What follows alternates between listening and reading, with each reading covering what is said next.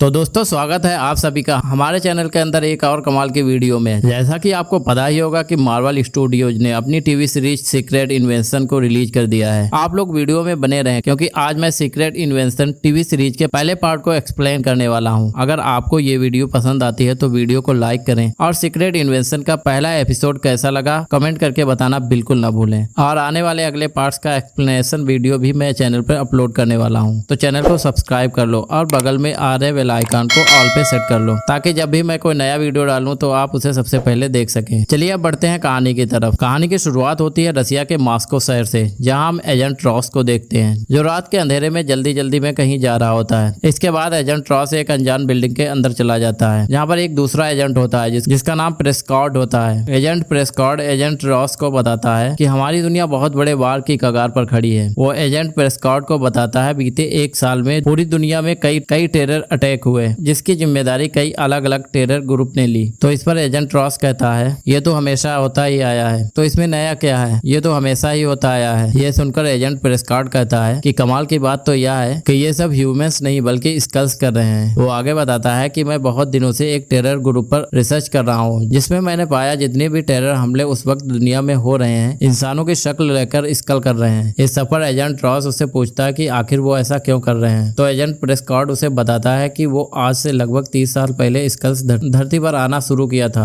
जिसका रीजन था captain Marvel. उन्होंने कई साल पहले अपनी दुनिया खो दी थी, इसीलिए वो एक नई दुनिया की तलाश में थे। कैप्टन मार्वल और निक फ्यूरी ने स्कल्स को भरोसा दिलाया था कि वो स्कल्स के लिए एक नई दुनिया की खोज करेंगे, लेकिन आज ना तो कैप्टन मार्वल का पता है और ना ही निक फ्यूरी का, और इसीलिए स्कल्स दुनिया से इंसानों को खत्म करके पृथ्वी पर अपना नया घर बनाना चाहते हैं। इसके बाद एजेंट प्रेस्कॉर्ड एजेंट रॉस को एक डिवाइस देता है जिसमें वो बताता है कि स्कल बहुत बड़े अटैक का प्लान कर रहे हैं। इस डिवाइस के अंदर उसका सबूत है। इसके बाद एजेंट रॉस वो सबूत देखता है और डिवाइस लेकर वहां से जाने लगता है, लेकिन तभी एजेंट प्रेस्कॉर्ड को एजेंट रॉस पर शक हो जाता है। शायद वो समझ जाता है कि एजेंट रॉस असली एजेंट रॉस नहीं बल्कि वो एक स्कल है और इसीलिए वो उसे रोकने लगता है। लेकिन वो जो स्कल होता है वो एजेंट रॉस को गोली मार देता है और वहां से निकल जाता है। लेकिन तभी एक दूसरा आदमी उसका पीछा करने लगता है और एजेंट रॉस उस आदमी को देखकर भागने लगता है और एक ऊंची बिल्डिंग पर चढ़ जाता है। तभी उनकी मुठभेड़ के चलते एजेंट रॉस बिल्डिंग के नीचे गिर जाता है। तभी वहां पर मारिया हेल भी आ जाती है। ये सोचकर कि एजेंट रॉस पर कोई अनजान आदमी हमला कर रहा है वो उस पर गन तान देती है, लेकिन एजेंट रॉस नीचे गिरते ही वो स्कल अपनी असली शक्ल में आ जाता है और वो जो आदमी पीछा कर रहा था असल में वो भी एक स्कल होता है जिसका नाम टेलॉस है, जिसको हम लोगों ने कैप्टन मार्वल मूवी में देखा था। असल में टेलॉस एक स्कल है और स्कल की काउंसिलिंग का मेंबर है और इसकी बीवी का नाम सोरेन है और इसकी एक बेटी भी है जिसका नाम है गाया। क्योंकि टेलॉस और मारिया हेल एक दूसरे को पहले से जानते थे इसीलिए वो उस पर गोली नहीं चलाती। अब हम जंगल के अंदर स्पेस शिप से निक फ्यूरी को धरती पर आते देखते हैं जहां पर मारिया हेल उसे लेकर टेलॉस के पास जाती है। टेलॉस और निक फ्यूरी काफी अच्छे दोस्त हैं, इसीलिए टेलॉस निक फ्यूरी से पूछता है कि तुम इतने दिनों से कहाँ थे। तो वो बताता है कि स्पेस में इंटरगैलेक्टिक स्पेस ऑर्गेनाइजेशन के अंदर काम कर रहा था जिसे सेवर कहते हैं, और मारिया हेल का मुझे मैसेज मिला और उसने बताया कि दुनिया के ऊपर एक बड़ा खतरा मंडरा रहा है, इसीलिए मैं यहाँ आया हूँ दुनिया को बचाने। टेलॉस उसे बताता है कि पिछले 30 साल में तुम धरती पर नहीं थे, इसीलिए अब धरती पर स्कल की संख्या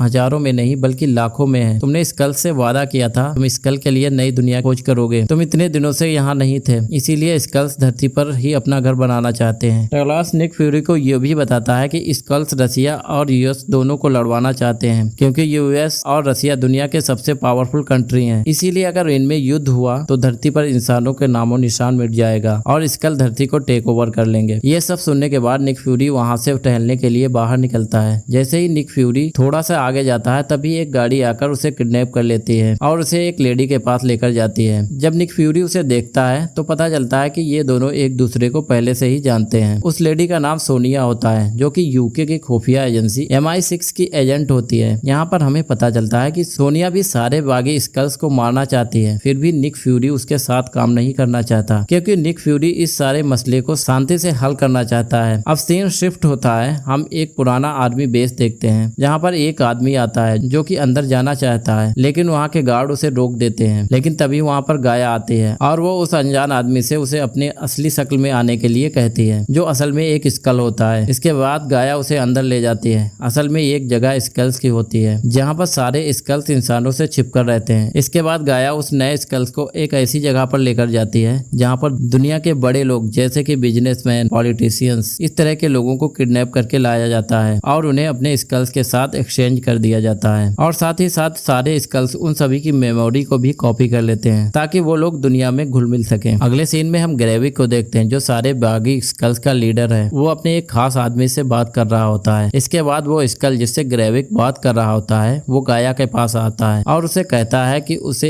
एक आदमी से 2 बैग्स लेकर आने हैं। इसके बाद गाया उन बैग्स को लेने के लिए निकल जाती है और उसे वो बैग मिल जाते हैं और उन्हें लेकर वो वापस अपने बेस में आ रही होती है। तभी मारिया हिल गाया को देख लेती है और वो गाया का पीछा करती है और तभी उन दोनों के बीच मुठभेड़ होती है और गाया मारिया हिल को मारकर वहां से जाने लगती है। लेकिन तभी पीछे से उसका फादर टेलॉस आ जाता है और वो गाया से कहता है कि शायद गाया को नहीं पता कि उसकी माँ सोरेन मर चुकी है। इसके बाद टेलॉस उसे कहता है कि वो दोनों बैग्स उसे दे दे और ग्रेविक का साथ छोड़ दे। लेकिन गाया ऐसा करने से मना कर देती है और वहां से भाग जाती है। लेकिन कुछ टाइम के बाद गाया को अपने काम के ऊपर अफसोस होता है, इसीलिए वो फादर से मिलने जाती है। उन्हें बताती है कि जो बैग लेकर मैं भाग रही थी उनमें बॉम्ब्स थे। ग्रेविक ने ऐसे ही 3 बॉम्ब्स को मंगवाया है और ग्रेविक का ये प्लान है कि वो इन तीनों बॉम्ब्स को कल सुबह वो सोयोडेनेन स्क्वायर के ऊपर ब्लास्ट करने वाला है और ये जगह मॉस्को की बहुत ही फेमस जगह होती है। यहाँ पर बहुत सारे लोग होते हैं। आगे गाया कहती है कि जब कल सुबह वो लोग बैग्स को लेकर जाएंगे तो उन बैग्स के ऊपर इंफ्रारेड फिट कर देगी ताकि निक फ्यूरी, मारिया हिल और टेलॉस उन बैग्स को ट्रेस कर सकें। अगले दिन निक फ्यूरी, मारिया हिल, टेलॉस गाया की बताई जगह पर पहुंच जाते हैं। वो लोगों को वहां देखते हैं कि गाया और बाकी के स्कल्स उन बॉम्ब्स को लेकर वहां पर आ चुके हैं। इसके बाद निक फ्यूरी, मारिया और टेलॉस उन तीनों का पीछा करने लगते हैं। लेकिन कुछ टाइम के बाद टेलॉस और मारिया हिल एक एक बैग को पकड़ लेती है। तभी उन्हें पता लगता है कि वो बैग खाली हैं जो ध्यान भटकाने के लिए थे। दूसरी तरफ निक फ्यूरी एक छोटी सी बच्ची को देखता है जिसे देखकर उस पर शक होता है। लेकिन जैसे ही निक फ्यूरी उसका पीछा करने लगता है वो छोटी बच्ची जल्दी जल्दी अपना रूप बदलने लगती है। फिर फ्यूरी को ये पता लग जाता है कि असल में